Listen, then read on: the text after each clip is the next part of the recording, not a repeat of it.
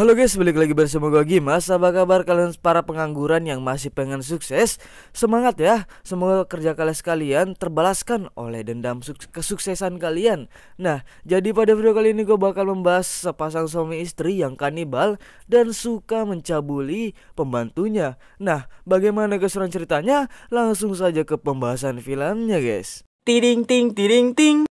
Jangan lupa like, comment, and subscribe.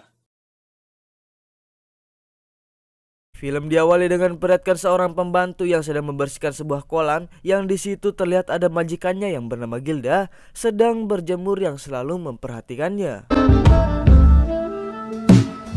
Setelah itu di saat pembantu itu sedang istirahat, tiba-tiba bosnya bernama Octavio datang dan memberinya tugas untuk menjaga rumahnya dan istrinya karena katanya dia akan pergi kerja ke luar kota. Matando minha mulher.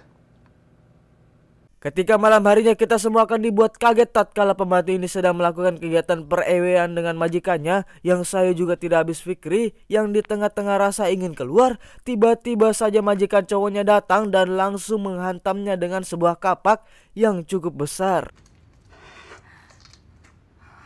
Ternyata pasangan suami istri adalah psikopat kanibal yang suka memakan daging pembantunya sendiri. Anjing, aneh banget ini orang dua ya. Di saat mereka sedang bernyantap daging pembantunya, tiba-tiba datanglah penjaga rumahnya yang bernama kita sebut saja Udin, yang kebetulan ditawari untuk duduk bersama mereka untuk makan malam, akan tetapi suaminya melarangnya karena tidak mau membuat orang lain ikutan jadi kanibal, sehingga Udin memutuskan untuk kembali bekerja.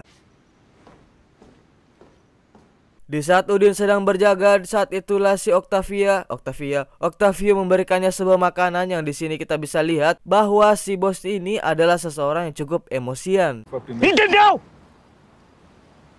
Keesokannya si Octavio sedang meeting dengan kliennya yang di saat bersamaan temannya Borges memberinya pesan untuk pergi ke kantornya karena ada masalah katanya yang cukup penting. Senhor Otávio gostaria de ver o VT mais uma vez, por favor.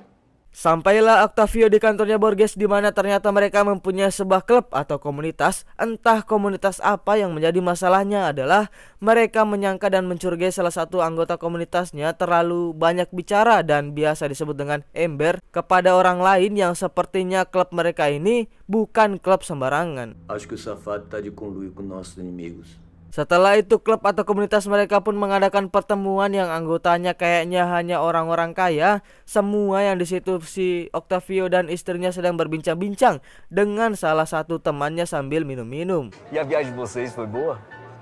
Boa. Kemudian Gilda yang tidak pernah minum minuman haram pun langsung muntah-muntah. Ya, makanya jangan sok-sokan. Yang pada saat itu dia memutuskan untuk mencari penjaganya si Udin yang katanya dia sedang berada di gudang belakang. Desceu pra lá. Pra cá sih? Isso. Setelah sampai di gudang, Gilda dan kita semua lagi-lagi dibuat kaget dan syok ketika melihat ternyata si Udin dan si Borges sedang melakukan kegiatan perhomoan, yang ternyata si Borges ini adalah pecinta batang. Ketika di mobil, Gilda yang masih syok dan masih tidak percaya akan hal yang dia lihat tadi menjadi diam dan emosional ketika suaminya selalu saja bertanya, "Mengapa kamu diam saja? Sudah tahu cewek, kenapa ditanyain begitu?" Ya jawabannya, ya tentu sajalah dimarahin goblok. Gilda, a gente precisa conversar. Keesokan harinya, Gilda yang merasa takut diburu oleh Borges karena sudah mengetahui rahasianya, langsung ke kantornya untuk menjelaskan kepada Borges bahwa dia tidak akan beritahu siapa-siapa tentang kejadian tadi malam. Akan tetapi si kampret Borges ini malah pura-pura tidak tahu, yang membuat si Gilda juga jadi kebingungan. Tudo bem? Tá. Kemudian si Octavio yang akan pergi pertemuan dengan klubnya pun meminta izin kepada si Gilda yang sedang yoga, akan tetapi karena mungkin Gilda agak marah karena suaminya akan pergi, terjadi sedikit cekcok antara keduanya. Gente, eu tentei. Tá bom. Inilah klub atau komunitas si Octavio yang lagi-lagi kita akan dibuat tak habis pikir dan geleng-geleng kepala, di mana mereka semua berada di gedung yang sedang menonton dua orang yang sedang melakukan kegiatan perewean sambil direkam dengan sebuah kamera, yang di situ ada satu orang algojo yang membawa senjata yang akhirnya iya, ternyata ini adalah sebuah klub kanibal di mana orang yang belum sempat tobat tadi pun langsung dijadikan daging panggang oleh para anggota klub kanibal ini, di mana mereka sangat menikmati hidangan itu. Keesokan harinya ada seseorang bernama Jonas yang ingin melamar kerja di mana dia siap untuk dijadikan sebagai pembantu di rumah si Octavio. Yang ketika si Octavio dan Gilda melihat foto-fotonya, apa ini cocok dijadikan daging panggang, yang akhirnya mereka menerimanya. Jonas pun segera ke rumah si Octavio dengan berjalan kaki yang hari itu cukup panas, yang kebetulan dia melihat bangkai asu yang sudah mati kepanasan. Kemudian Gilda dan Octavio yang merasa takut kalau si Borges bakal tidak diam saja, akan melakukan apapun untuk menjaga rahasia homonya dari si Gilda.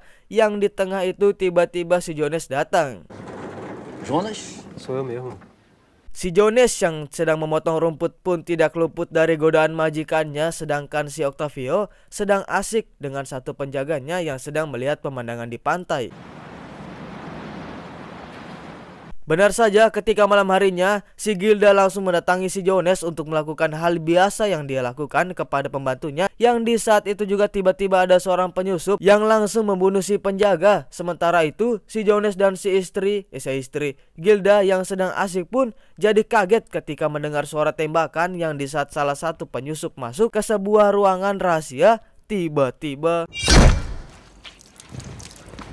salah satu penyusup pun juga sudah sampai di kamar Jonas, yang di situ mereka berhasil menjebak si penyusup.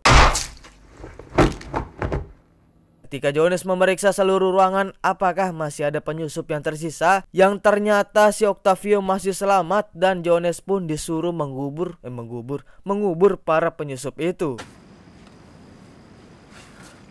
Kemudian mereka yang merasa bahwa penyusup itu adalah suruhannya Borges pun langsung menyusun rencana untuk menjebak Borges, yaitu dengan membohongi Borges bahwa si Gilda sudah mati dibunuh oleh si penyusup. Vim aqui matar ele. E você, né?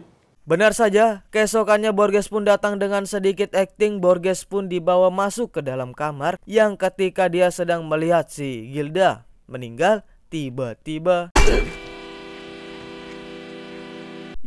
Si Borges pun harus tewas beserta 2 orang pengawalnya.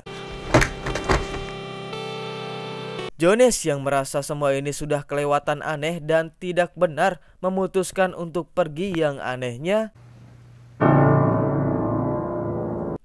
ternyata itu tidak lain hanyalah mimpi buruk Jonas, yang pada saat itu Octavio pun melancarkan aksinya dengan berpura-pura lagi keluar kota dan menyuruh Jonas untuk menjaga rumah dan istrinya.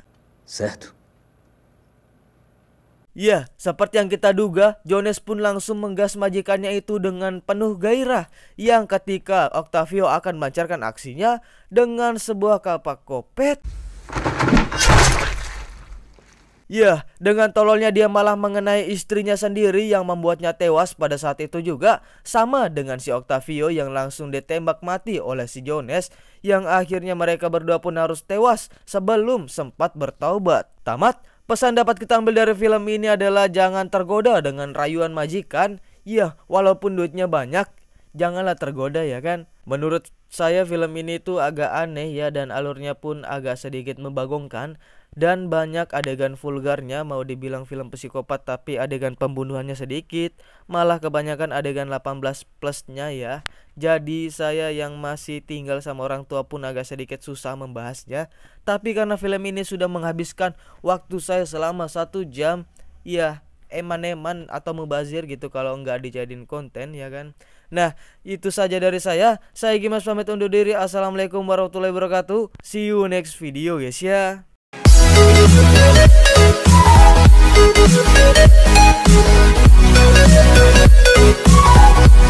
right back.